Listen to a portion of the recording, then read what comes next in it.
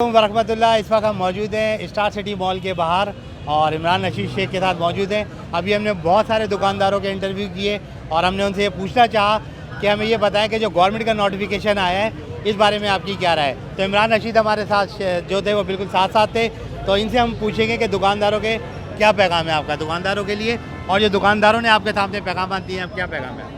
बिस्मिल्लाहिर्रहमानिर्रहीम। मैं आपको एक बात बताता चलूं कि हमारे दुकानदार जो हैं वो रिजवान भाई की आवाज़ पे लब्बैक कहते हैं। पिछले दिनों हमने एक स्ट्राइक की थी हुकूमत के रवैयों के ख़िलाफ़, जिसमें KSC की मेन वजह थी बंद करने की।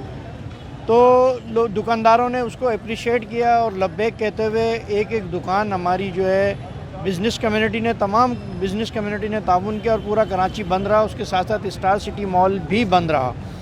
तो दुकानदार जितने भी हैं वो रिजवान भाई पे बहुत ज़्यादा एतमाद करते हैं और रिजवान भाई के हर बात को जो है लब्बैक कहते हैं। तो इन दुकानदारों ने आज भी वही सबूत दिया और आप तमाम ने मिला जुला रुझान यही दिया कि हालात की पेशी के मुताबिक तो ये नहीं होना चाहिए, लेकिन अगर रिजवान भाई का फ़ैसला होगा तो हम उसको लब्बैक कहेंगे।